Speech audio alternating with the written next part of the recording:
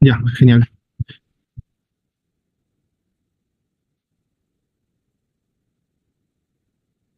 Ya,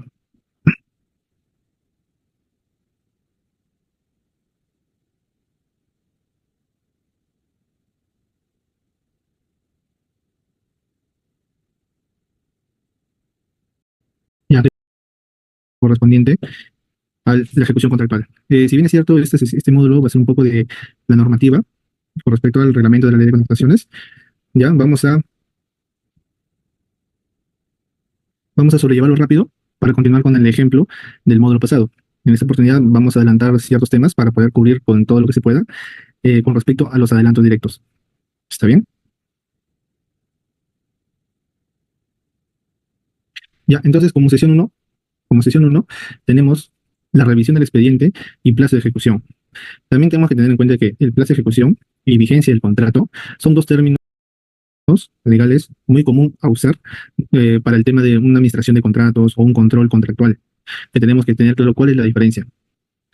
¿Está bien? Entonces, como revisión del expediente técnico, tenemos en el artículo 177 del reglamento de la ley de contrataciones, nos marca dos casos, ¿ya?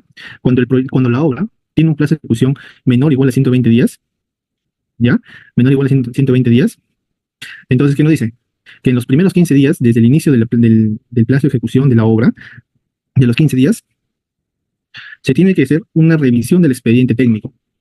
Se va a realizar los informes de compatibilidad que nosotros ya hemos estado hablando durante todos estos módulos, que tiene que tener una revisión detallada sobre los costos, sobre el alcance, para que no haya ningún tipo de problema más adelante o dudas con respecto a un vicio oculto.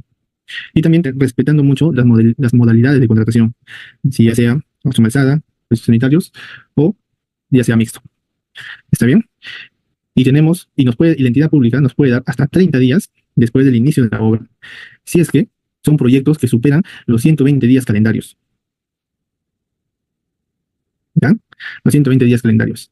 Entonces, nosotros para eso, en esos tiempos, ya sea 15 o ya sea 30 días calendarios, el contratista tiene que realizar un informe de compatibilidad, un informe técnico, donde va a tomar en cuenta sobre todo los planos, especificaciones técnicas y metrados si es que fuera necesario. Ahora, si nosotros estamos hablando de un proyecto a suma alzada, ¿qué es lo que se tendría que revisar?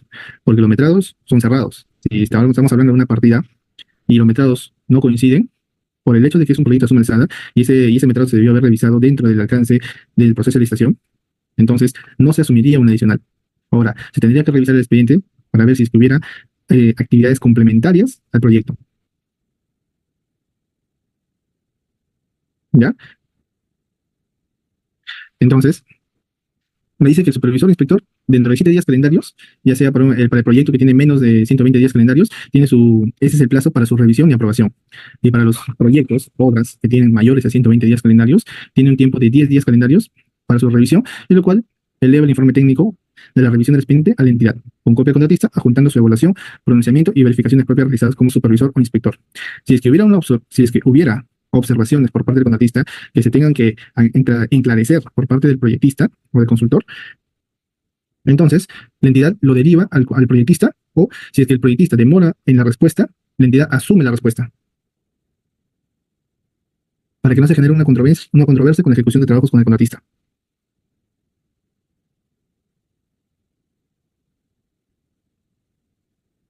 A ver, vamos respondiendo. ¿Está bien? Vamos respondiendo. Veo que ya tienen algunos sus preguntas.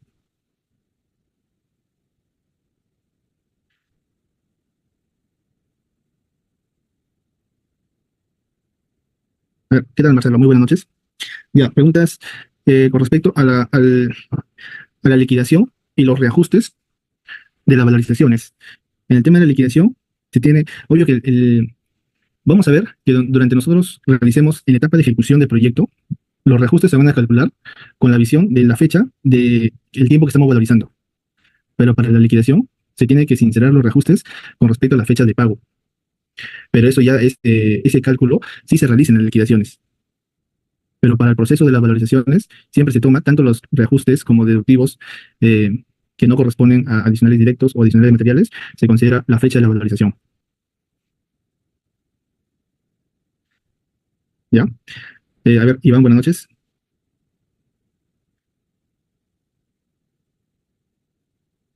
Ya, consultas hasta qué punto una obra es incompatible cuando los planos cuando los planos no están relacionados con el alcance que se va a realizar. Si bien es cierto, nosotros tenemos una lista, un desagregado de costos de actividades específicas en el proceso de licitación.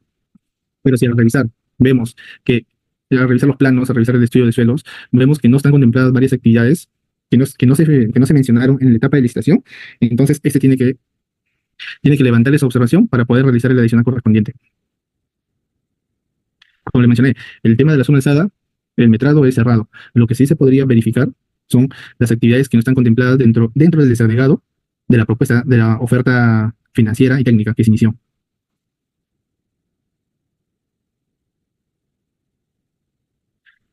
¿Qué tal, Ramón? Muy buenas noches. Con respecto a la definición de simbología del denominador en fórmula polinómica y cálculo y al coeficiente de reajuste, no entiendo mucho tu pregunta. Si bien es cierto, el módulo que viene, el módulo 6, vamos a tocar cómo nosotros vamos a obtener o se calcula los coeficientes de reajuste con respecto al INI y los índices unificados de la fórmula polinómica. Entonces, creo que con esa clase ya vas a poder entender por qué trabajamos con decimales y centésimas en los coeficientes de reajuste. Como les mencioné, no significa que los índices unificados varían demasiado de un mes al otro. Si hay una variación, sí, pero no una variación tan significativa que pueda afectar la liquidez del proyecto. ¿Qué tal, Juan? Ya, si en el proceso de licitación, Juan pregunta si en el TDR indica que la revisión del expediente técnico tiene que ser en 7 días calendarios a la firma de contrato y no al inicio de obra, ¿cuál manda el TDR o reglamento? Si bien es cierto, en el proceso de licitación se puede colocar como una consulta a los artículos o párrafos del TDR, que son parte de la base. Ojo, si bien es cierto, yo tengo un TDR y tengo una base, los que elaboran las bases tienen que basarse en el TDR. Pero si en el TDR dice algo y en las bases dice otro punto, entonces se acepta el argumento de las bases. ¿Está bien? Entonces, hay que tener bien eso claro. Si bien es cierto, el TDR es un documento para elaboración del inicio del proceso de licitación, pero quien me va a mí a dirigir qué documento debo presentar para el proceso de licitación y requisitos son las bases. Entonces, eso se puede tomar como una consulta dentro del proceso de licitación. Si es que no se acepta o no hay ninguna consulta con respecto a ese ítem, se aceptaría la revisión del expediente técnico en los 7 días y prevalecería lo de las bases.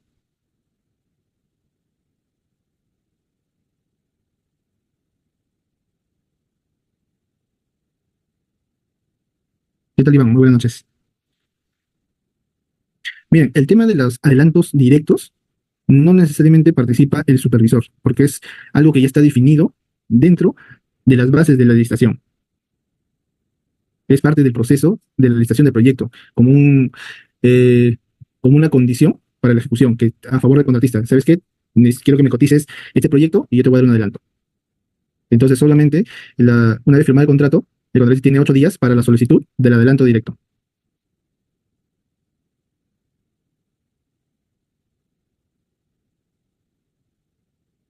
Claro, yo lo sé, en el TDR es parte de las bases, pero ¿cuál es el documento legal? ¿Cuál es el documento legal en un proceso de licitación? Esas son las bases.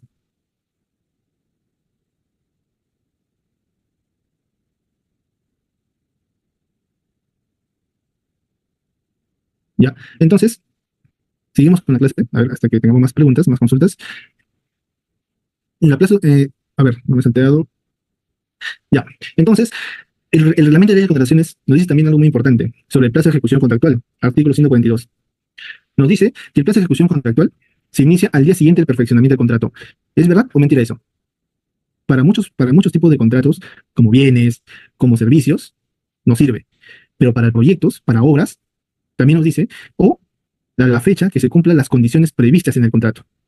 Entonces, si bien es cierto, nosotros para el perfeccionamiento del contrato tenemos algunos documentos que tenemos que presentar, que lo vamos a ver en el siguiente diapositiva, pero muy aparte de eso, también tenemos que tener condiciones como supervisor, como inspector, como entregas de terreno liberadas, para poder definir una fecha de inicio.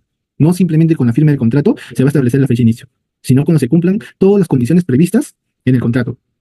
En este caso, si el contrato está ligado a las bases y el reglamento de la ley de contrataciones, entonces hay requisitos preliminares para poder definir un inicio de obra. Ya se tiene el contrato firmado, pero no significa que el inicio va a ser al día siguiente del contrato. ¿Está bien?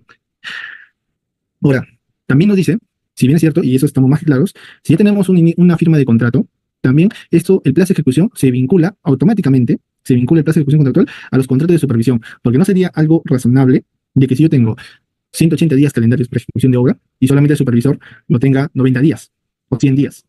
Entonces, el reglamento nos dice que si yo tengo un tiempo de 100 días calendarios para la ejecución de la obra, entonces automáticamente el tiempo del contrato del supervisor también va a ser 100 días calendarios. Está vinculado. Ahora, ingeniero, ¿qué pasa? Y eso es algo que también vamos a ver en la suspensión de contratos. ¿Qué pasa si el proyecto paraliza? Entonces también, como hay un vínculo contractual en el contrato del proyecto de obra con el contrato del supervisor, también se suspende el contrato del supervisor. Claro, generalmente la entrega de terreno, Marlon, ¿qué tal? Buenas noches. Marlon pregunta que la entrega de terreno también tiene que ver con el plazo de ejecución y son actividades preliminares. Ojo, son actividades preliminares, donde la entidad pública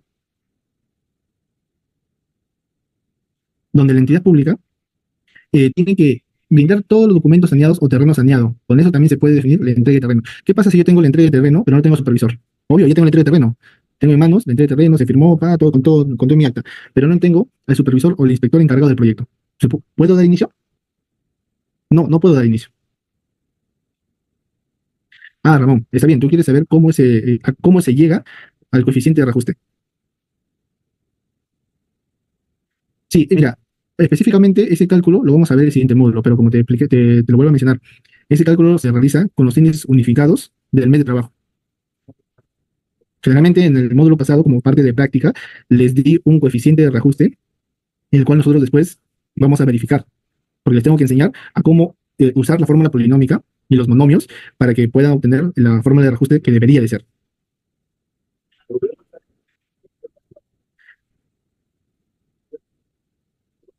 José Ricardo Montalbán, buenas noches. Pregunta, pero se aumentan los días de trabajo de la supervisión, en su mayoría no son pagadas. Es que generalmente, y debería de darse este caso, de que la supervisión debe de contratarse bajo la modalidad de tarifario, para no tener ese problema de que el supervisor no pueda cobrar lo que realmente estaban estipuladas en las bases. Eso lo comenté un poco con respecto a los tipos de obras que son de administración directa.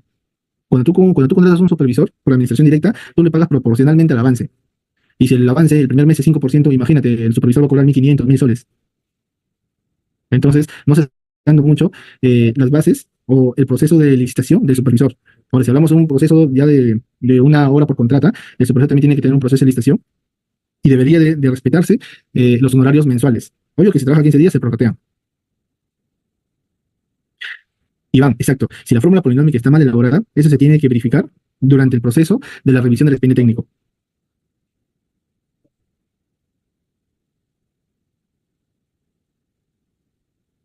No te entiendo. Muy buenas noches, Juan. No te entiendo un poco. Me dices que hay obras que dan inicio en supervisor contratado o sin supervisor contratado.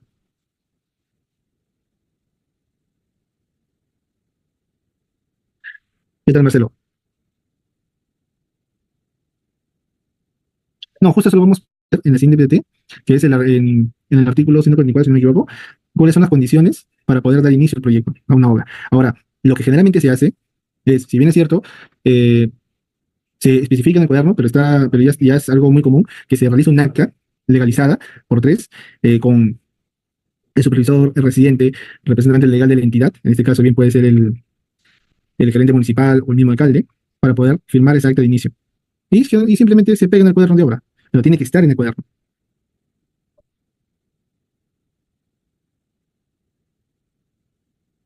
Ah, sin supervisor contratado. No, ahí hay problemas porque eso te va a perjudica al contratista que acepta y bueno, está yendo contra las normas, porque ¿quién te firma o quién te revisa el informe de compatibilidad del expediente técnico? No puede ser la municipalidad, porque si bien es cierto, tiene que ser un profesional que no esté vinculado directamente. Sabemos que la municipalidad es quien autoriza o aprueba el expediente técnico y el supervisor tiene que revisar para que el proyecto se ejecute respetando los lineamientos del expediente técnico. Ahora, si el expediente técnico está mal, obvio que el supervisor tiene que buscar la manera o la solución de poder corregir el expediente técnico para que el proyecto no tenga ningún tipo de problemas.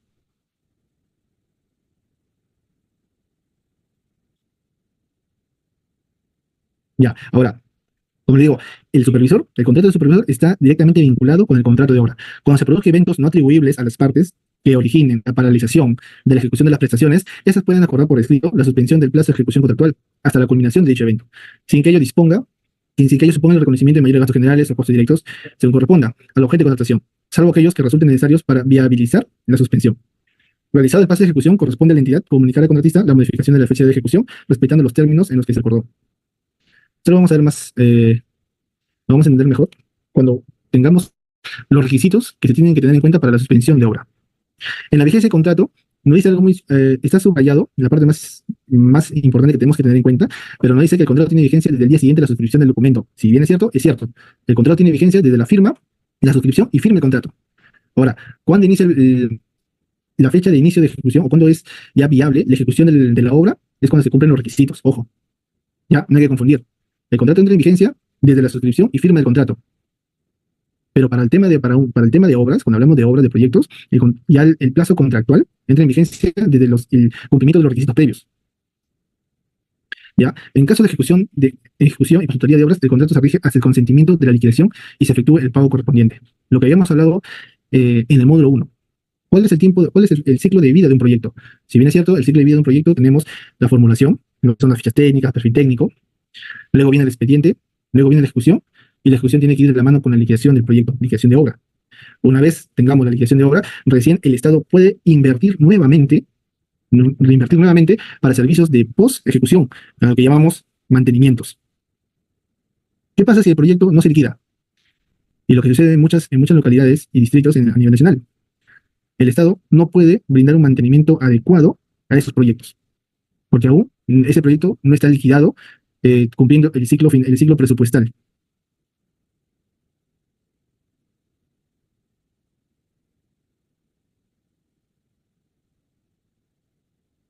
No, todos con el supervisor, Juan. Muy buenas noches.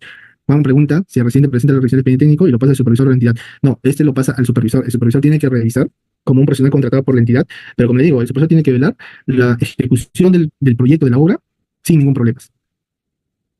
Entonces, también se hace responsable de que todos los documentos que están en el expediente técnico tienen que ser los correctos para poder iniciar la ejecución. Bueno, para poder ya seguir con la ejecución. Pero ¿qué pasa si el supervisor lo firma? Porque la entidad le dice, firma nada más, apruébalo. Podemos estar ahí ante una gran cantidad de vicios ocultos. ¿Ya? Entonces, quiero que entiendan lo tan importante que es tener claro de que el proyecto tiene, toda obra, todo proyecto que nosotros ejecutemos como contratistas, como responsables de obra, tiene que llegar a su etapa de liquidación.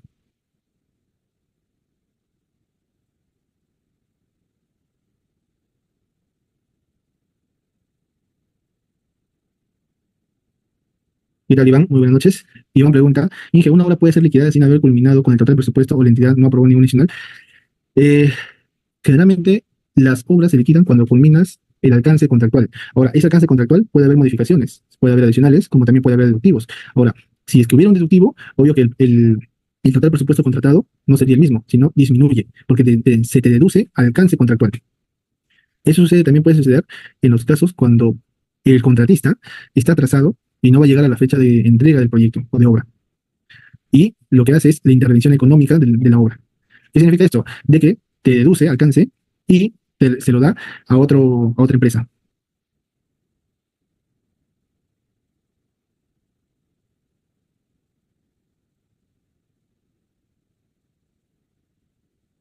¿Ya? Entonces, acá tenemos en el artículo 175, señores, del reglamento de la ley, tenemos requisitos adicionales para la suscripción del contrato de obra. Ojo, que son requisitos adicionales.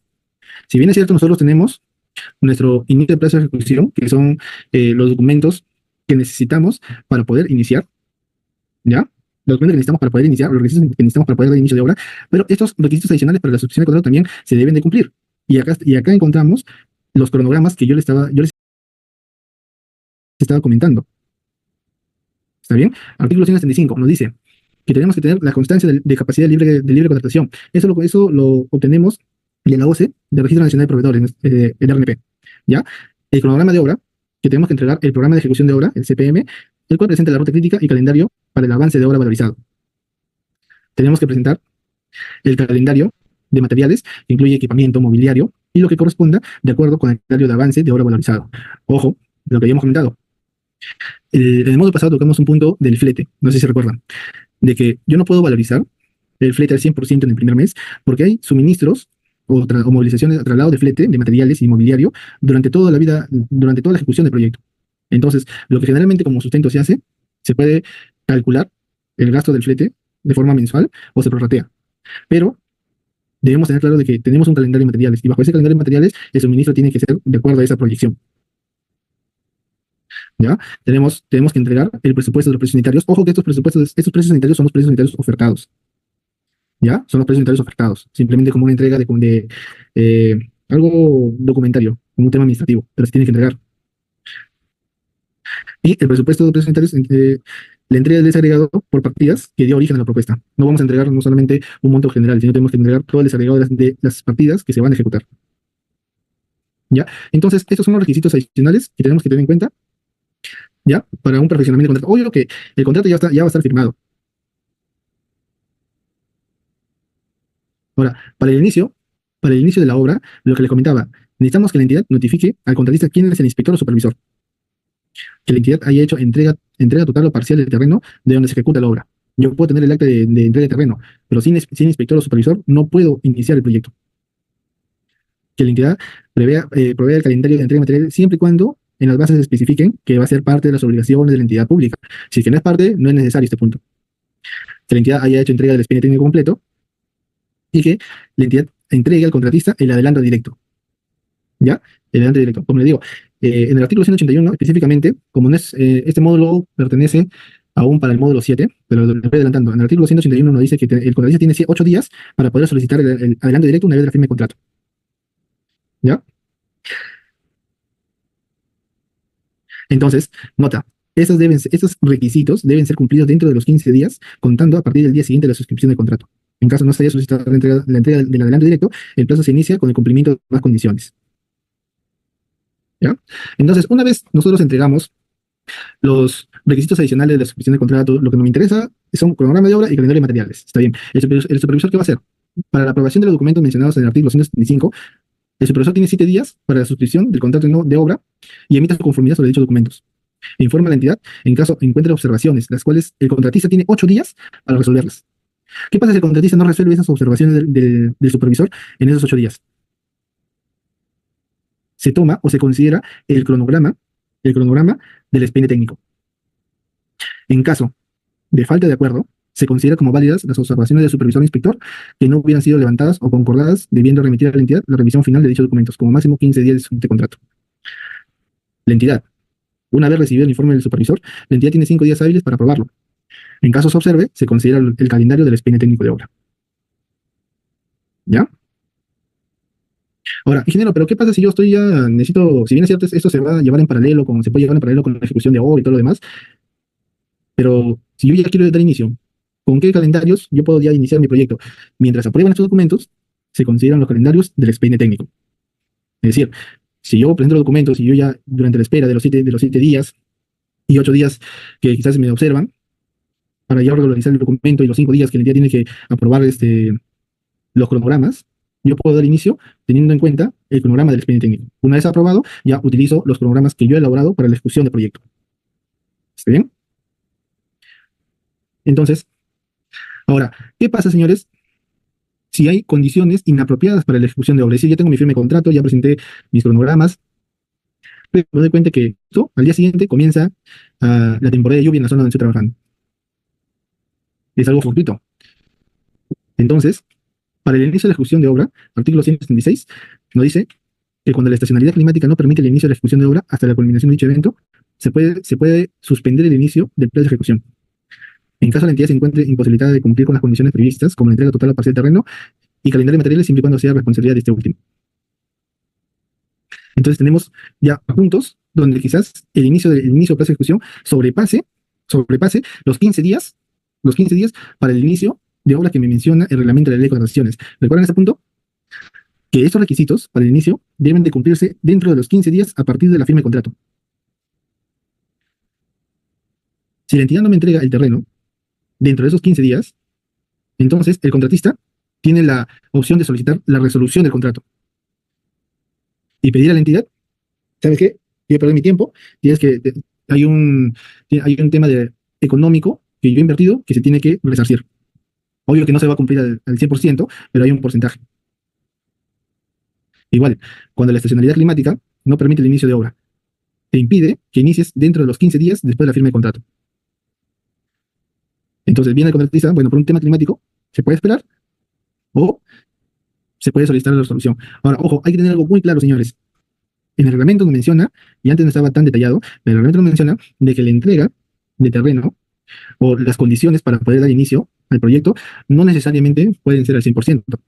Las entregas de terreno o las condiciones para el inicio de trabajos también se puede dar de forma parcial, de forma parcial.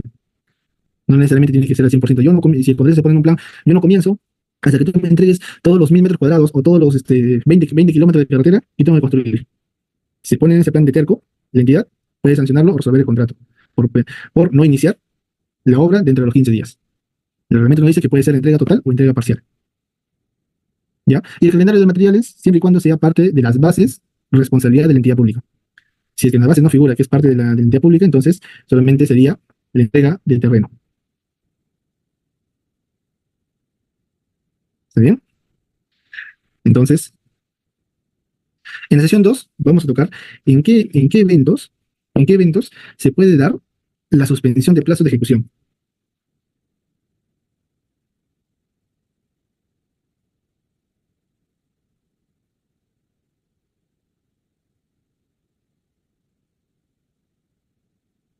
No, hay que tener claro de que los procesos de licitación, si es que bien cierto, que piden un cronograma y todo lo demás, los procesos de licitación por una entidad pública más se basan en la experiencia y la propuesta económica.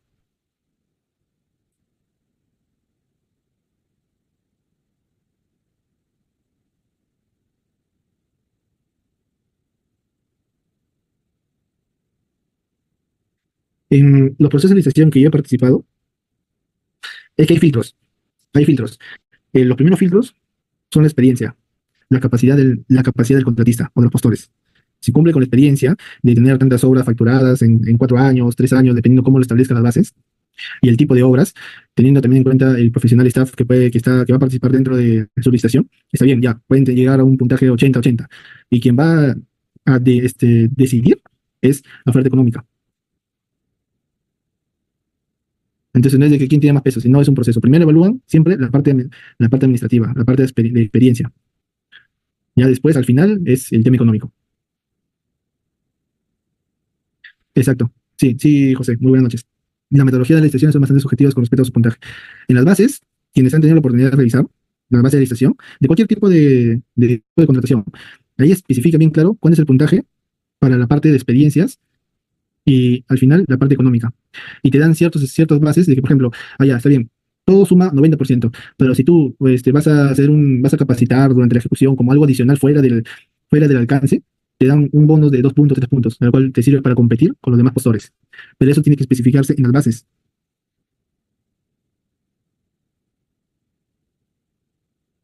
como una mejora, lo toman en cuenta mucho como una mejora a la propuesta, a su propuesta técnica y económica.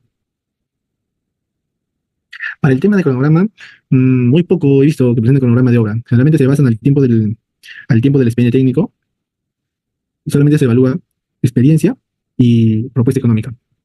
Ya el cronograma se presenta como requisitos para perfeccionamiento de contrato. ¿Ya?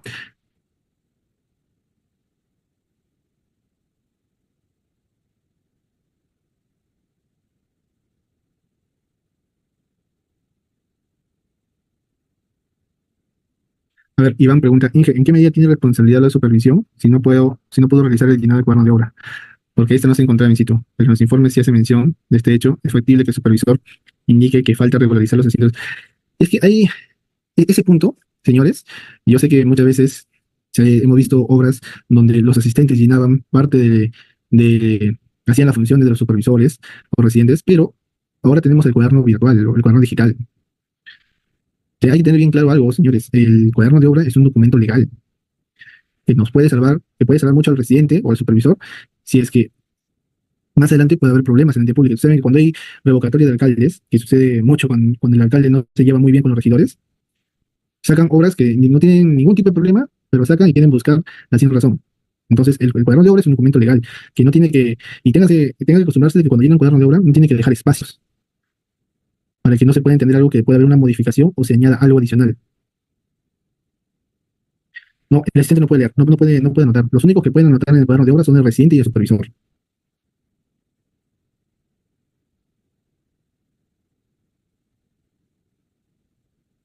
Entonces, el cuaderno, si bien es cierto, ¿quién lo custodia? El residente de obra. Y el supervisor tiene que llenar el cuaderno de obra, así no lo regularizará, pero para presentar la valorización, el residente tiene que tener los asientos del supervisor en el cuaderno de obra.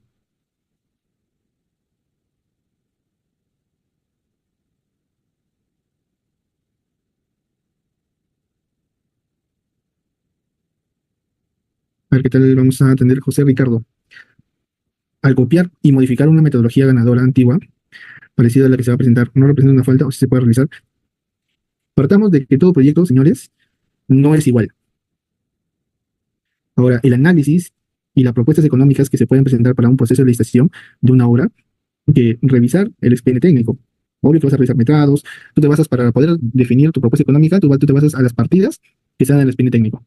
Revisas las partidas y tú colocas, tú asumes un monto. Obvio que tienes que revisar, si fue la suma alzada, tienes que revisar los metrados, tienes que revisar los planos, quieras o no, para que no, porque al final si tú ganas, estás aceptando el metrado considerado en el expediente técnico. Entonces hay una chamba adicional se tiene que llevar durante el proceso de licitación.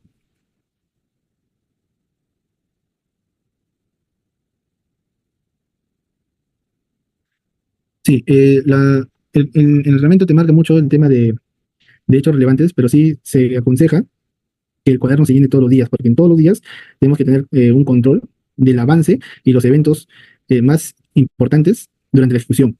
Como les digo, mientras más llenemos el cuaderno como documento legal, a nosotros nos sirve. Ahora, si ustedes no quieren llenarse de documentos en su casa o en su oficina, simplemente llenan el cuaderno y en la liquidación escanean. Escanean todas las hojas del cuaderno. Si están usando un cuaderno físico, o si ya están usando un cuaderno digital, ya eso se queda guardado en el sistema de la OCE.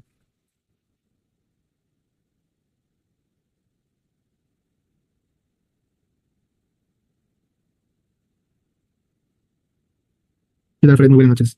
Pero en la práctica, en obras por adelanto directo, ¿o qué te refieres? Adicionales. El asistente técnico es quien llena el cuaderno. No, es una mala práctica. Quien debe llenar el cuaderno de obra es el residente y el supervisor. El asistente no está facultado legalmente para poder llenar los cuadernos de obra.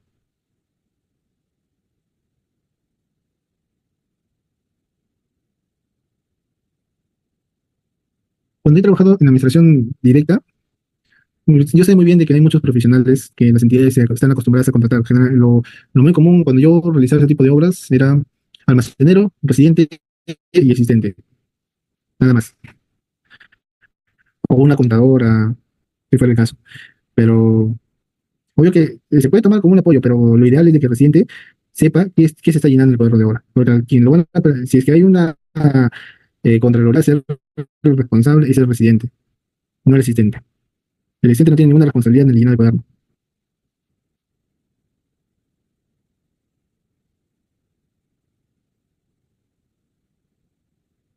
¿Ya? Entonces, la suspensión de plazo de ejecución. Artículo 178, ¿qué nos dice?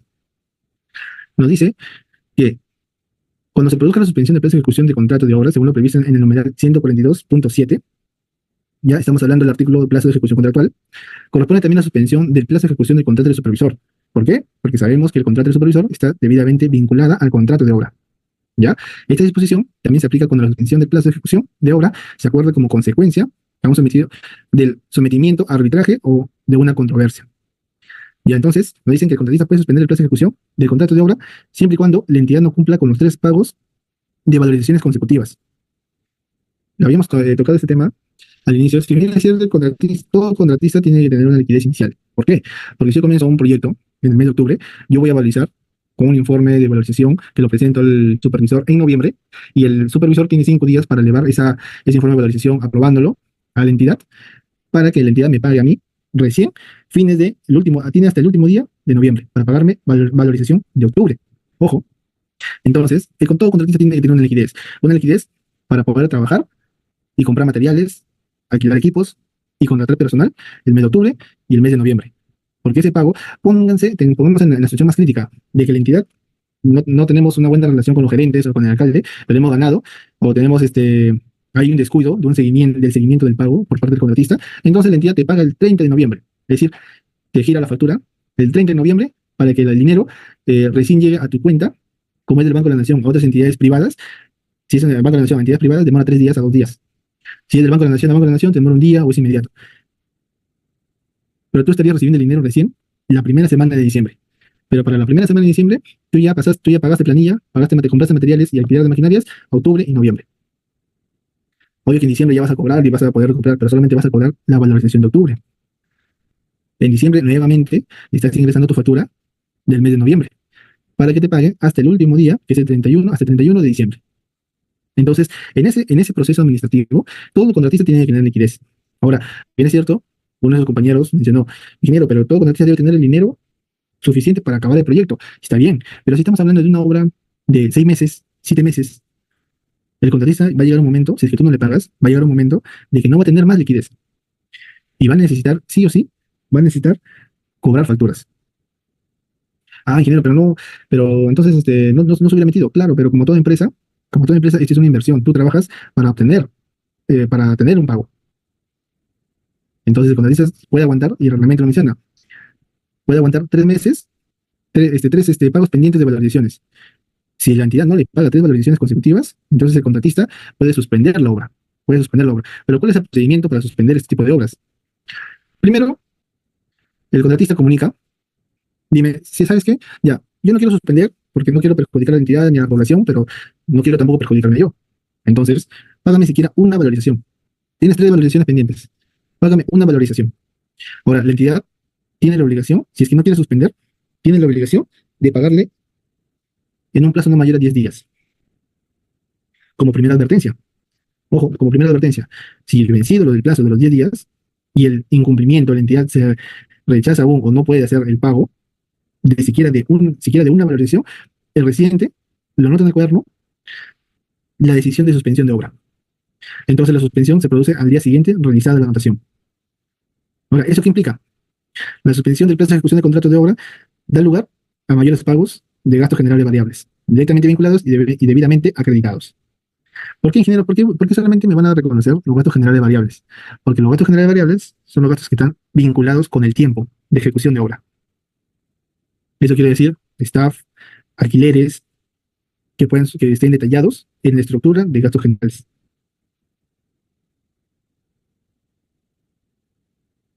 ¿Está bien? Ahora, ¿qué pasa si yo suspendo la obra? ¿El supervisor también va a estar ahí parado esperando que yo regrese a ejecutar la obra? No. Esta suspensión genera que a su vez la suspensión de plazo de ejecución del contrato del supervisor también se realice, se suspenda. Corresponde también mayor pago de mayores gastos generales variables para el supervisor.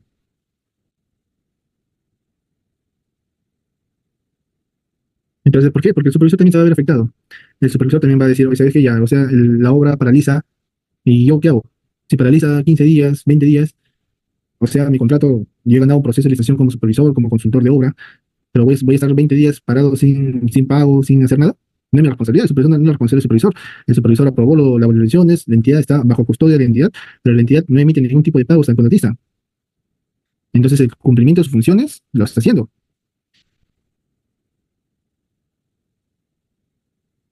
Ya, Iván, ¿qué tal? Muy buenas noches. Iván pregunta sobre la suspensión de obras por administración directa. Ahí tenemos algo bien claro, Iván. ¿Quién es responsable? ¿Quién es responsable de los suministros, alquileres, de suministro de materiales, alquiler de equipos o maquinarias en ese tipo de obras por administración directa? Es la entidad pública. Ahora, el residente puede optar de que por situaciones no atribuibles en la obra, por el personal, se tiene personal o este, se tiene los equipos, pero no hay materiales, no hay equipos necesarios, entonces el residente puede optar en suspender la obra hasta que se consiga un proveedor que suministre los materiales, porque eso depende de la logística de la entidad pública. Otro tipo, eh, otra forma en la cual también hemos suspendido una obra por administración directa es, si bien es cierto, nosotros trabajamos, ese tipo de contratos se trabaja mucho con la gente de la zona, y la gente de la zona muchas veces su rendimiento es muy bajo. Entonces, se trabajaba en forma paralela mientras la obra se venía ejecutando, la municipalidad seguía captando más personal, más gente, para poder meter a la obra, para aumentar el rendimiento y mejorar el avance. Pero va a llegar un punto, si es que no se consigue eso, va a llegar un punto de que el residente va a visualizar, oye, mi rendimiento con la gente que tengo no es mucho, necesito más gente. Entonces, una decisión puede ser suspender el proyecto, hasta que se pueda captar una cantidad considerada de personal para ingresar a la obra. El tema de las planillas, el tema de las planillas no es muy complicado. ¿Por qué? Porque cuando yo voy a ejecutar una obra por administración directa, la municipalidad o entidad pública tiene presupuesto destinado para esos gastos. El único problema es el captar el recurso humano para que trabaje dentro de ese tipo de obras. Y otro punto muy importante es el suministro de los materiales. Si bien es cierto, la entidad marca bajo un TDR que el residente lo brinda, con respecto al análisis y revisión del expediente técnico, se solicita proveedores para las cotizaciones de los materiales de la obra. Ahora, muchas veces esos proveedores pueden estar a disposición como no. Y asimismo, de la misma forma, los materiales. Entonces, para una obra de emisión directa, lo que hacíamos con mi asistente era mapear todos los materiales que se tienen en la obra y mandábamos requerimientos. Analizábamos los planos, revisábamos, metrábamos y mandábamos un requerimiento de los materiales que se tienen al inicio de obra o antes del inicio. ¿Para qué? Para que la municipalidad tenga el tiempo suficiente de poder buscar proveedores y generar órdenes de compra para esos materiales.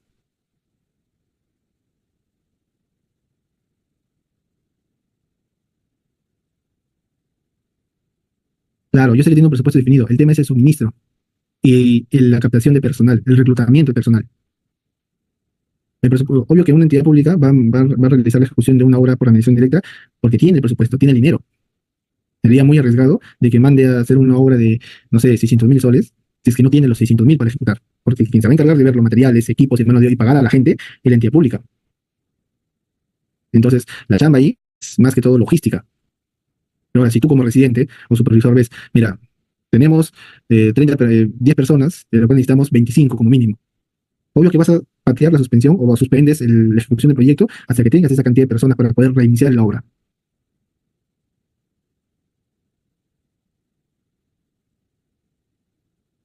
¿Ya? Entonces estamos claros que la suspensión del plazo de ejecución va ligado al tema del pago de valorizaciones consecutivas al contratista. Si bien si el contratista tiene una liquidez, pero también tiene un tope su liquidez.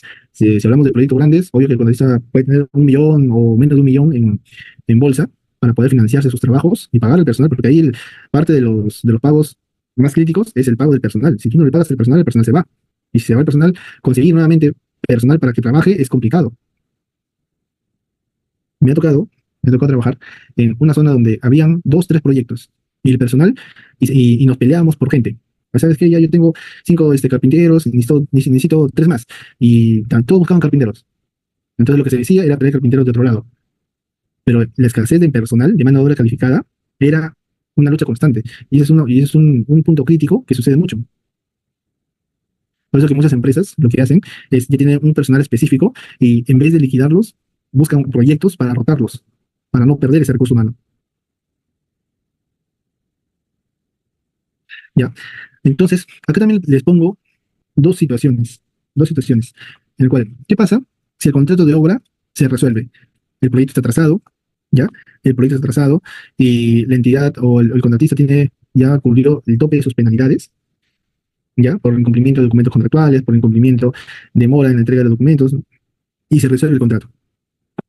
Ambas partes pueden acordar también suspender la ejecución del contrato del supervisor hasta que haya otra nueva contratista para ejecutar el saldo de obra.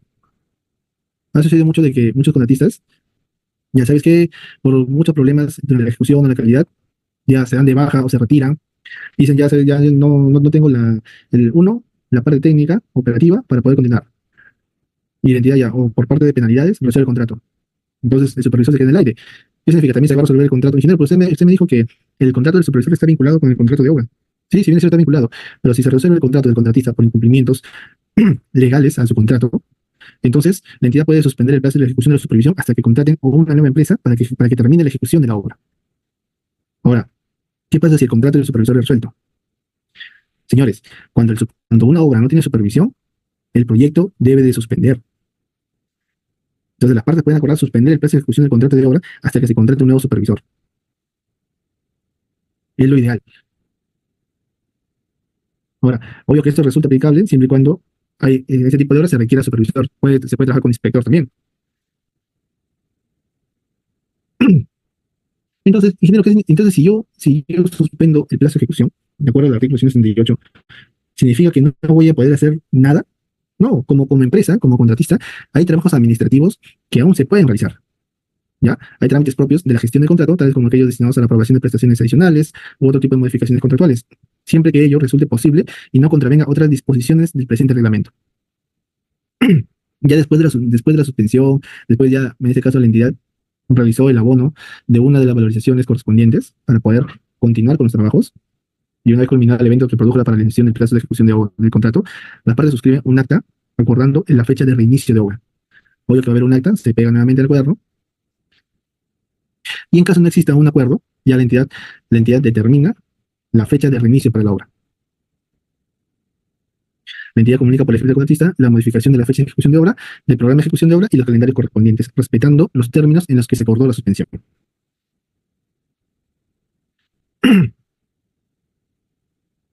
¿Ya?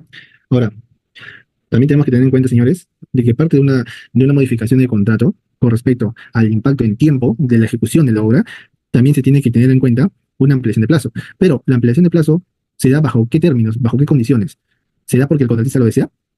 Estoy atrasado, necesito 10 días. ¿Me los puedes dar? ¿La entidad los va a aceptar así de fácil? Así de fácil es aceptar una ampliación del tiempo de un proyecto si es que lo necesita. No, hay condiciones. Ya, señores, hay condiciones. Las causales para una ampliación de plazo, ya, las causales para una ampliación de plazo se pueden dar ya sea por adicionales, ya sea por adicionales o atrasos. Ingeniero, adicionales, ¿a qué se refiere con adicionales? Siempre y cuando cuando impacten al tiempo de ejecución del proyecto, actividades complementarias o mayores metrados. ¿Qué pasaría si yo tengo una actividad de colocación, de instalación de acero, que el cual en mi metrado a precios unitarios, ojo, a precios unitarios,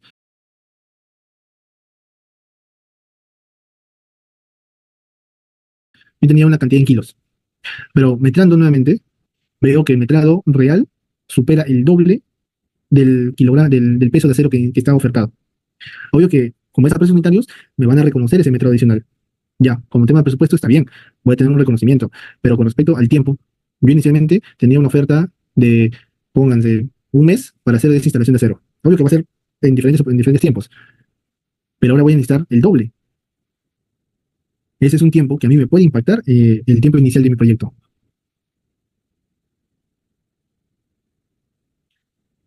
Claro, en primera instancia, Berlín, muy buenas noches. Y si bien es cierto, la municipalidad siempre trabaja con su gente y siempre le dan ampliación de plazo. En primera instancia, se les puede aprobar, pero tengamos algo en cuenta de que toda municipalidad no está libre de ser auditada.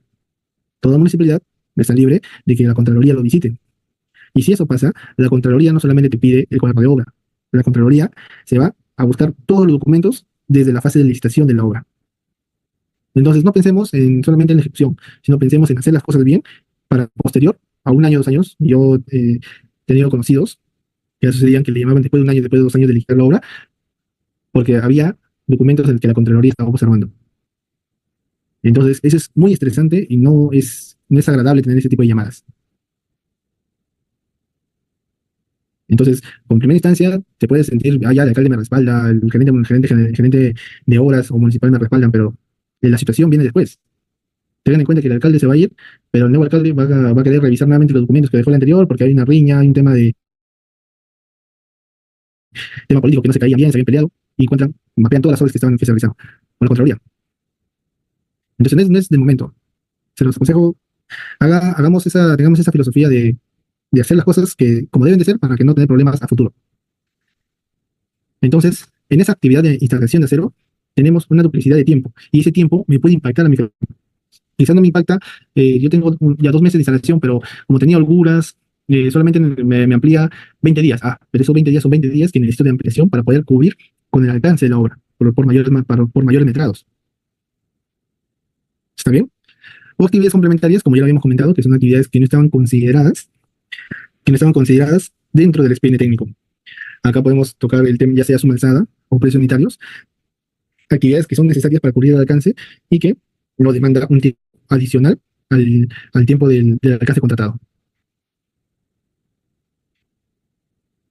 ¿Ya? Y otra causal de ampliación de plazo es muy importante tener claro que son los atrasos.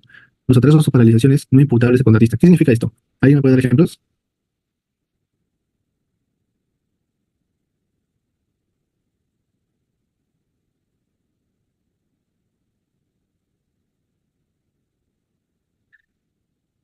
Cambios climáticos abruptos que no permitan la ejecución de la obra.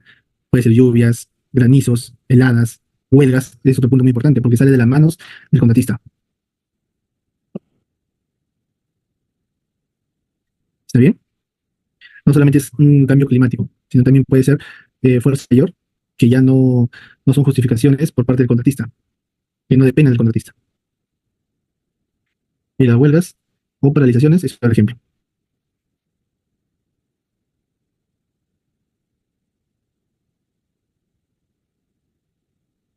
¿Ya? Entonces, el contratista solicita la ampliación dentro de los 7 días hábiles siguientes a la notificación de aprobación adicional o finalizado el hecho generado por el atraso o paralización. ¿Está bien? Ahí tenemos tu respuesta, Fernández. Muy buenas noches. Carla, una vez termine el proceso imputable al contratista o la aprobación de los adicionales, tenemos 7 días hábiles para poder solicitar nuestra ampliación de plazo, donde como respuesta vamos a tener que la entidad resuelve dicha solicitud y notifica a través del cese su decisión al contratista en un plazo de 15 días hábiles, computado desde el día siguiente de la presentación.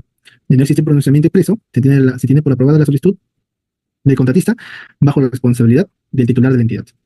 Eso significa que si la entidad no te responde en ese tiempo, automáticamente tu ampliación de plazo queda aprobada. Carol, muy buenas noches. Cuando tenemos adicionales por mayores metrados, Harold, se respeta el costo y el rendimiento ofertado en el proceso de licitación. Nosotros tenemos, por eso el ejemplo anterior, tomemos el ejemplo anterior, si yo tengo una cantidad de kilogramos de acero para instalar en un mes y por mayores metrados tengo el doble de kilos, significa el doble de tiempo, respetando los metrados ofertados con respecto al tiempo y costo. Eso es para partidas que se conocen y que se han ofertado, que tienen un precio unitario en las bases o en parte de la oferta. Si tenemos partidas complementarias, sabemos muy claro y le hemos tocado de que se tiene que armar un nuevo expediente para esos adicionales, de ahora de actividades complementarias, donde ese expediente tiene que tener metrado, presupuesto, precio unitario y su propia fórmula polinómica.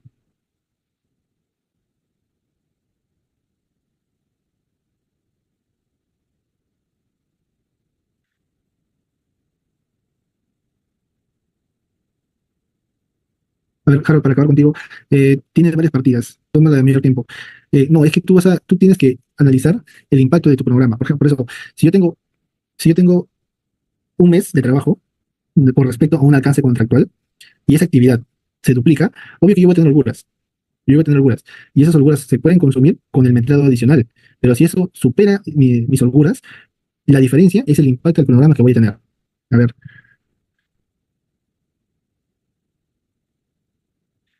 te explico. A ver, un momento.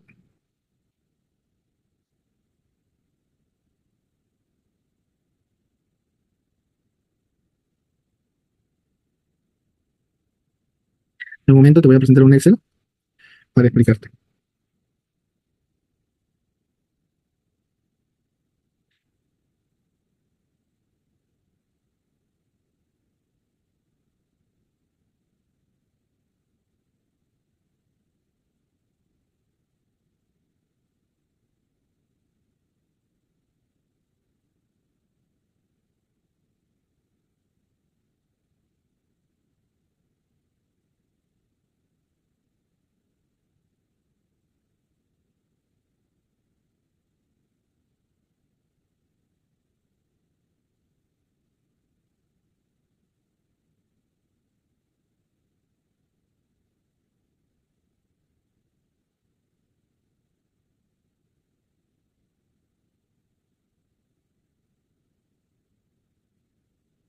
A ver, te proyecto mi pantalla.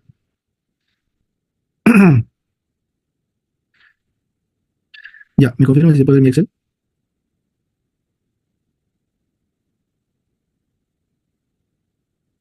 Ya, Harold. Nosotros tenemos nuestro programa de ejecución de obra. ¿Está bien? Mi programa de ejecución de obra tenemos marcado mi ruta crítica. ¿Ya? Mi ruta crítica es la parte roja. ¿Cuál es la definición de la ruta crítica? La ruta crítica es la secuencia de actividades más larga que se tiene en el proyecto. Tengo mi fecha de inicio acá, mi fecha fin. Mi ruta crítica no tiene holguras, porque como es una secuencia de actividades, sus holguras son cero. ¿Está bien? Ya. Ahora, dentro de mi cronograma, también voy a tener actividades que no son parte de mi ruta crítica, como la tarea B. La tarea B no es parte de mi ruta crítica y solamente tiene 4 días de ejecución. Ahora, como predecesora, la tarea C, su predecesora es la tarea A. Una vez que termina la tarea A, continúa la tarea C. Una vez que termina la tarea C, continúa la tarea D. ¿Ya? Y la tarea D tiene como predecesoras tanto la B como la C. ¿Está bien? Pero la B no es ruta crítica. ¿Por qué? Porque tiene holgura. Esto de acá, estos 2 días de acá, se le conoce como holguras de la actividad. Es decir, si esta actividad se atrasa y ya no son 4 días, son 5 días, no afecta la fecha fin del proyecto. ¿Estamos claros? Para partir, quiero que me entiendan eso. No afecta la fecha fin del proyecto. Ahora, ¿qué pasa, señores? ¿Qué pasa si yo, durante la ejecución del proyecto, veo que la tarea B voy a tener mayores metrados? Pongámosle el doble. Entonces significa que la tarea B no se va a ejecutar en 4 días, se va a ejecutar en 8 días, ¿verdad? Se va a ejecutar en 8 días. Entonces, ¿eso qué significa? Significa, significa, señores, que la tarea D, de acuerdo a su predecesora, no puede estar acá, debe estar acá, porque así podemos medir el impacto de la actividad en el cronograma. Ahora, ¿cuál sería mi ruta crítica? Mi ruta crítica sería esta, la tarea B y la tarea D. Y la tarea C dejaría de ser ruta crítica con la tarea A. Pero ahora yo te pregunto, con respecto a ese mayor metrado, ¿cuál va a ser mi ampliación de plazo? ¿Cuántos días yo necesito para ampliación de plazo? Solamente necesito 2 días. Eso es cuando tenemos los mayores metrados en una actividad que tiene holguras. Ahora, obvio, ingeniero, ¿y qué pasa si yo tengo mayores metrados en una actividad que tiene ruta crítica? A ver, en una actividad que tiene ruta crítica, ya, pongamos que la tarea A tiene mayores metrados. Pongámosles el doble. Obvio que no siempre va a ser el doble, ojo, no siempre va a ser el doble. Pero respetando la secuencia de actividades, esas actividades van a estar acá. ¿Así no? En este caso, sí se considera el tiempo total. ¿Por qué? Porque como el mayor metrado se ha dado en una actividad de ruta crítica, las actividades de ruta crítica no tienen holguras. Su holgura es cero. Entonces, el adicional, la ampliación de plazo que yo necesito en este caso son 3 días, que es el doble del tiempo de la ejecución de la tarea A.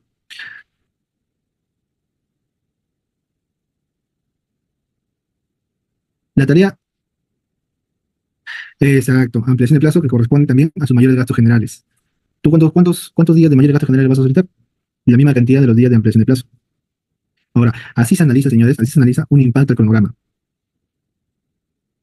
Ahora, me preguntó Juan, se extiende la tarea B. En este caso no se extiende la tarea B.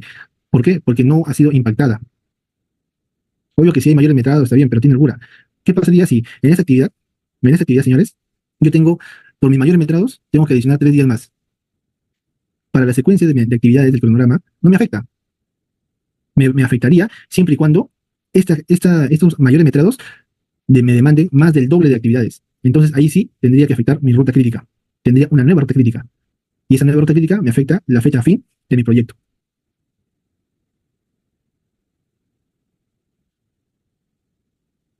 Allá ver, Luis nos dice, ¿qué sucede si una obra por suma alzada tiene que ampliar el plazo para encontrarse agua en el subsuelo que afecta el cimiento?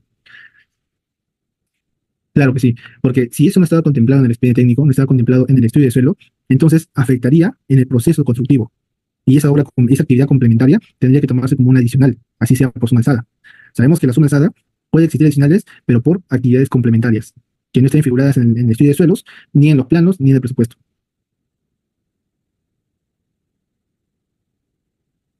¿Ya? Entonces continuamos.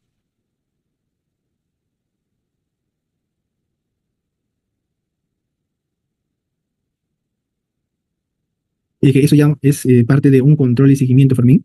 Fermín pregunta, ¿cuándo una actividad que tiene holguras se transforma como una actividad de ruta crítica? En la parte del curso que también dictó de seguimiento y control o planificación de actividades, vemos mucho el tema de las holguras en los cronogramas, porque ese es un KPI que nos sirve a identificar. Yo tengo actividades que pueden tener holguras. Si tú lo ves como holguras o tú lo ves como no puedo demorarme más de esta actividad. ¿Y cuándo una actividad se vuelve crítica? Cuando consumo las holguras por atrasos, por bajos rendimientos. por demoras por tema de materiales. Entonces ahí consumo holguras. Si una actividad de 4 días me demoro 5 días, yo tengo que ver en el programa ya, me demoro 5 días, pero también ¿qué otra actividad me puede patear? Si yo en la instalación de acero y encofrado me demoro 4 días y debí demorarme solamente 3 días, entonces me patea la colocación de concreto. Entonces ahí voy consumiendo holguras del proyecto y a las finales puedo generar una nueva crítica.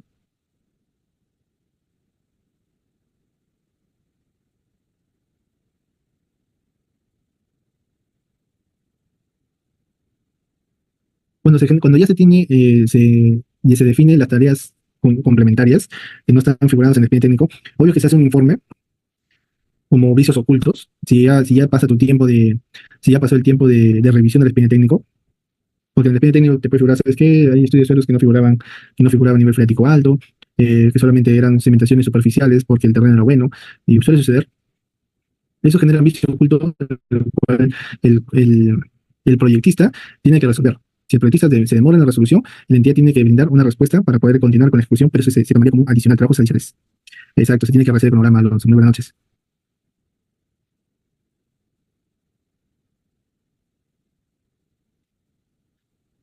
Sí, Nilo, el tema, como lo comentábamos, en una obra por administración directa, se tiene que cuidar mucho el tiempo de ejecución. Si es que no hay una justificación, yo te sugeriría, por ejemplo, parte de las ampliaciones de plazo era el bajo, la baja cantidad de mano de obra no calificada, porque parte de esos tipos de proyectos de administración directa es tener mano de obra calificada de la zona. Y muchas personas no quieren trabajar porque el pago es mínimo. Entonces yo te sugeriría, por ese motivo, solicitar ampliación o suspender hasta que tengas la cantidad de personal y solicitar una ampliación por ese tiempo de suspensión, para que tengas una nueva fecha fin, ¿no? Porque si no, tu tiempo va a correr. Al final, como te digo, con la entidad, tú puedes pedir documentos o ampliaciones, pero quien te va a fiscalizar más adelante es la OCE. Y así sea una obra, o el SEACE, así sea una obra por administración directa, todo tiene que tener una justificación.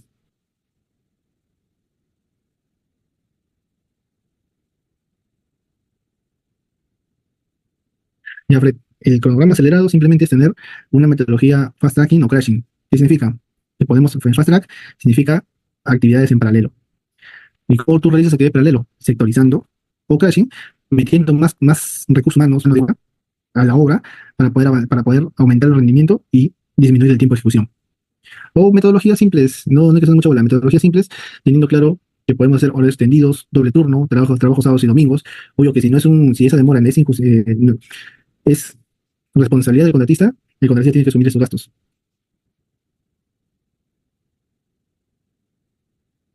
Ya, señores, continuamos.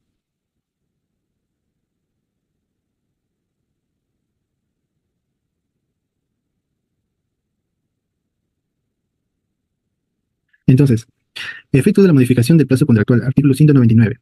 ¿Qué nos dice? Que las ampliaciones de plazo en los contratos nos dan lugar a mayores gastos, a pago de mayores costos directos y mayores gastos generales variables que se encuentren vinculados entre sí. Costos directos que se encuentren debidamente acreditados y forman parte de aquellos conceptos que integren la estructura del costo de la oferta económica del contratista,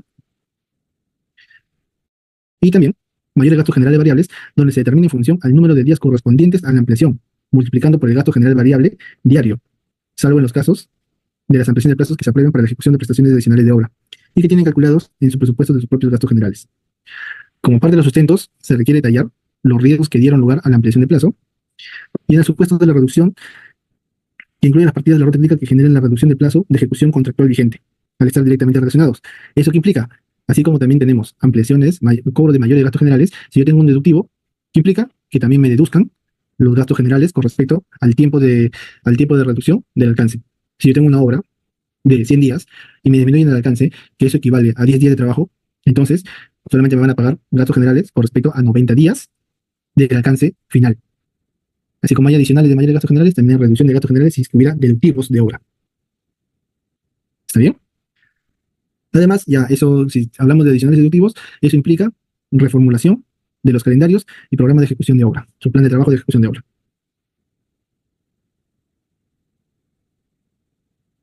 ¿Está bien?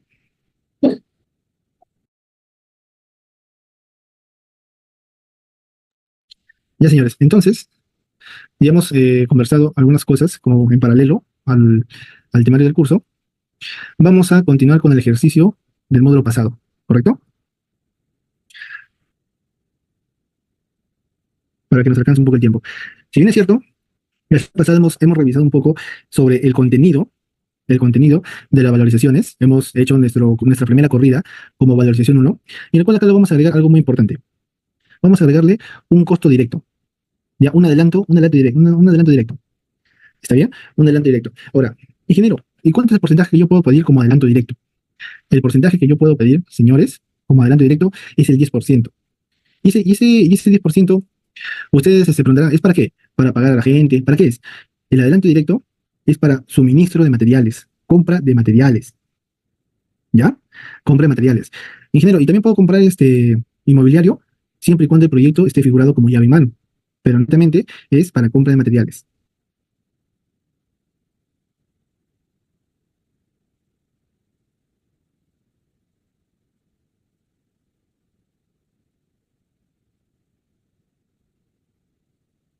¿ya? Entonces, en ese caso, señores, tenemos como un máximo de 10%. ¿Qué pasa si la entidad me quiere dar 8%? Correcto, es lo que especifica en las bases de la licitación de la obra. ¿Qué pasa si la entidad solamente me quiere dar 5%? Está bien, el tope máximo es 10% del monto contratado. En este caso vamos a trabajarlo con 8. ¿Está bien? Vamos a trabajar con un 8%. Vemos que esta es la primera valorización. Entonces, ¿cómo sería el cálculo de la amortización? Vamos primero por la amortización. En el formato, ustedes tienen una pestaña donde dice amortización de adelanto directo. ¿Está bien? Vamos a la pestaña. Y acá tenemos ya un cuadrito que está con fórmulas para que ustedes lo puedan analizar, solamente lo vamos a explicar, donde tenemos el adelanto otorgado con IGB y el adelanto sin IGB. Revisemos, por si acaso, revisemos. A ver, tenemos nuestro costo total con IGB, que va de la mano con nuestro calendario valorizado, que ya hemos revisado la semana pasada. Bueno, claro, la semana pasada, el sábado. ¿Ya? Entonces está conforme, son 320.000 con IGB, son el 8%, 25.000 de adelanto directo. Vamos a nuestro cuadro de amortizaciones y tengo un adelanto otorgado sin IGB de 21.000 soles. ¿Correcto? Entonces, amortizaciones es la devolución parcial del préstamo otorgado. Es decir, los adelantos directos son préstamos que la entidad hace al contratista para la ejecución de la obra. ¿Está bien? Entonces, si mi valorización fue 46.000 soles como primera valorización, lo vemos acá, 46.000 soles, obvio que todos estos cálculos son sin IGB, ¿ah? Sin IGB, acostumbrémonos a poder sacar estos cálculos sin IGB. El mes de febrero tenemos una amortización mensual del monto valorizado por el porcentaje que se me ha otorgado como adelanto directo. Entonces tenemos 3.733.52 de amortización de adelanto directo. Entonces esto, señores, lo colocamos en nuestro control general de valorización. Nuestra amortización de adelanto directo. Ahora, ¿qué me falta acá? Me falta calcular la deducción que no corresponde al adelanto directo. ¿Recuerdan lo que hicimos? ¿Recuerdan lo que hicimos con los coeficientes de reajuste, lo que estaba comentando nuestro compañero? Ya vamos a volver a realizar el reajuste para el cálculo de la deducción que no corresponde a los adelantos directos. Es una formulita donde se va a definir como valorización mensual, valorización realizada en el mes, por el adelanto directo por el costo contractual. Y eso multiplicado por el K, coeficiente de reajuste. ¿El K qué significa? Es el coeficiente de reajuste del mes de la valorización, entre el K sub A, que es el coeficiente de reajuste de cuando se nos realizó el pago de la valorización, del pago del adelanto directo. Ingeniero, yo firmé mi contrato, un ejemplo, ¿ya? Un ejemplo, firmé mi contrato el 18 de enero y, y me dieron el adelanto el 25 de enero. Entonces pero como yo todavía no estaba todos los requisitos completos para el inicio de obra, yo inicié la obra el 5 o el 3 de febrero. Ya. Entonces aquí tenemos dos cosas. Yo voy a valorizar con el coeficiente de reajuste, obvio, considerando la valoración de febrero, pero el caso A, que es el coeficiente de reajuste del tiempo que me pagaron el adelanto directo, debe de ser de enero, porque en ese mes me depositaron el adelanto directo. Sí, Antonio, muy buenas noches. Este formato se lo voy a hacer llegar a la coordinadora para que lo suba en los materiales del módulo 6.5, no hay ningún problema, ¿ya? A diferencia del material que ya he pasado, este tiene otro tipo de nombre, valorización 1 más adelanto directo, ¿ya? Para no confundirlos, porque vamos a hacer más tipos. Me voy acá, yo tengo, a ver, recuerdan que yo tengo, voy a compartir la pantalla. A ver, ya. Recuerdan que yo les alcancé estos coeficientes de reajustes supuestos por el momento, porque eso tenemos que calcularlo con los índices unificados, que lo vamos a ver el día jueves. Supuestos, vamos a tomar esta información, ¿ya? En el mes de febrero, yo presento mi valorización. Sigamos con el ejercicio. Este ejercicio, inicio obra la quincena de febrero. Yo presento mi valorización la primera semana, los primeros 5 días, el supervisor tiene que aprobar y mandar a la entidad mi valorización del mes de febrero, en los primeros 5 días del mes de marzo. Entonces, estamos claros, recuerden, que el reajuste que hemos calculado es con el coeficiente de reajuste del mes de enero. ¿Por qué? Porque a los primeros días del mes de marzo, a los primeros 5 días del mes de marzo, aún no tenemos los índices unificados del mes de febrero. Los índices unificados del mes siempre salen la quincena o el 20 del mes siguiente. Es decir, los índices unificados de febrero salen el 18, quincena o el 18-20 del mes de marzo. Ingeniero, entonces que yo voy a esperar hasta la quincena de marzo para poder valorizar. No. El reglamento me dice que puedo valorizar con los índices unificados del mes anterior de la valorización. Entonces estamos hablando enero. ¿Por qué? Porque en la siguiente valorización lo podemos corregir, actualizar esos índices unificados. Pero en este caso, para la valorización usamos el coeficiente de reajuste del mes de enero. Ingeniero, y para el cálculo de mi deductivo de mi adelanto directo, de mi monto valorizado, ahora, en esta fórmula de acá, a ver, antes de salir, para que puedan entender, el B por A entre C, el B es valorización. ¿Está bien? El B es valorización. El A es adelanto, el adelanto directo. Ahora, ¿qué pasa si yo pongo esta forma? Valorización por 8% por monto contratado,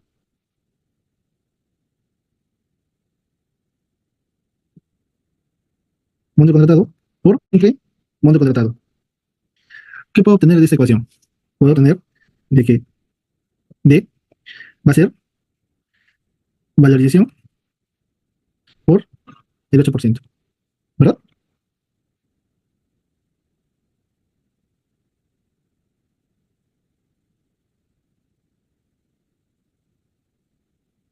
¿Ya? Entonces, acá ya lo multiplicaríamos nuestro coeficiente de reajuste, que vendría a ser el K entre el caso A menos 1. Entonces, tenemos eso claro. El caso A, ¿cuál vendría a ser el caso A? El caso A sería mi coeficiente de reajuste del mes de enero. ¿Cuál es el coeficiente de reajuste del mes de enero? Es 1.01, correcto. Ya lo jalo automáticamente de la fórmula de acá. Entonces, me voy nuevamente. El K que voy a usar, si bien es cierto, estoy en la valorización de febrero, pero aún no conozco los índices unificados de la valorización de febrero. Conozco los de enero. Entonces, para esta valorización, uso los índices unificados de enero. Entonces, lo dejo acá. Y mi cálculo sale lo siguiente. Multiplicación. Y solamente estoy calculando la valorización. Oh, ingeniero, si yo multiplico el valorizado por el 8%, 0.08, es lo mismo. Porque este es mi adelanto y ese es mi monto contratado. ¿Ya? Ingeniero, ¿y por qué sale solo ingeniero?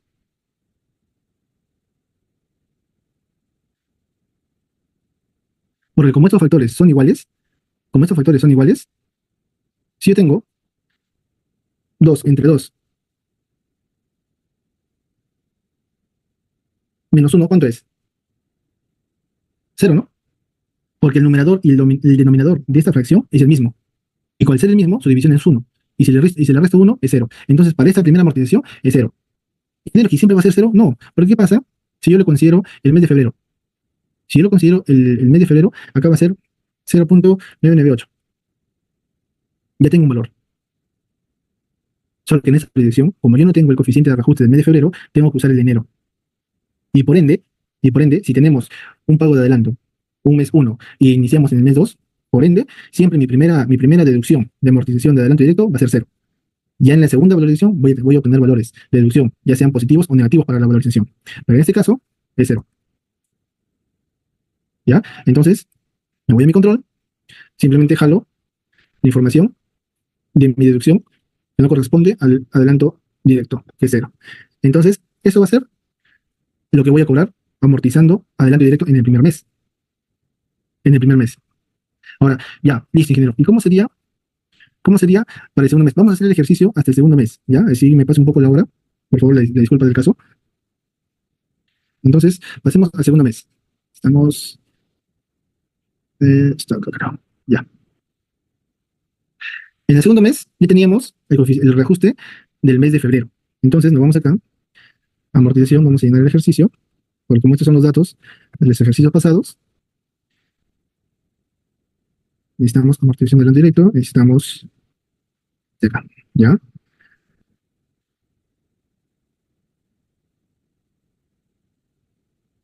Ya, yo acabo de tener dos valorizaciones.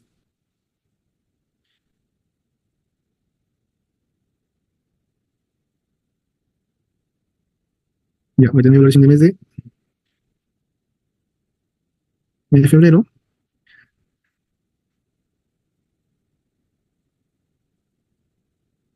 Bueno, 100.000. Mi segunda valorización, que es 90.000. Esto que tengo febrero, marzo. Y voy a tener acá, ok, acá,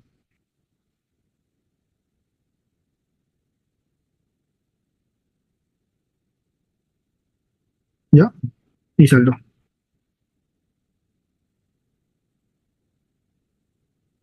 ¿Está bien? Entonces, este va a ser el monto a amortizar en este mes. Vuelvo acá.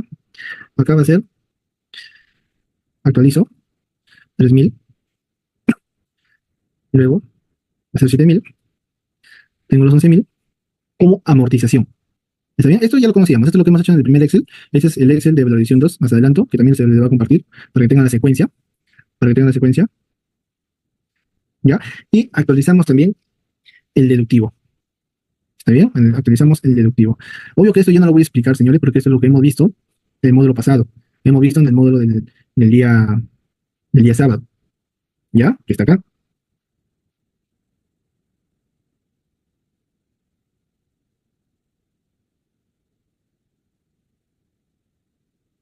¿Ya? Entonces acá vamos a llenar esta información. Febrero. ¿Ya? Es 46.000. Marzo. 90.000. El K, que es el pago del mes del adelanto, no varía. Siempre va a ser el mismo. ¿Ya? Siempre va a ser el mismo. ¿Ya? El K, el coeficiente de reajuste del mes de valorización, ese sí varía. Ahora, yo les pregunto, este coeficiente de reajuste del mes de valorización del mes de febrero, tendremos que trabajar con el coeficiente de reajuste del mes de febrero. A la fecha, nosotros ya conocemos los índices unificados de febrero. Ahora, esta valorización de marzo, yo les pregunto, ¿esta valorización de marzo la conocemos o no la conocemos? Los índices unificados de marzo. Seguimos sin conocerlo.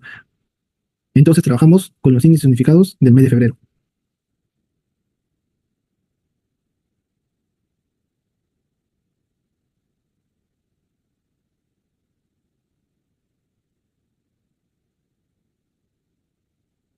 Este es cero porque recién se va a deducir. ¿Ya? Entonces, yo tengo un costo que tengo que deducir de 130. Ahora, nosotros sabemos, colegas, de que este costo puede ser adicional o deducir a la valorización enviada, como valorización financiera, como costo financiero. ¿Ya? Entonces, esta cantidad lo llevo a mi control de valorización. Acá, que tendría que ser 130.76.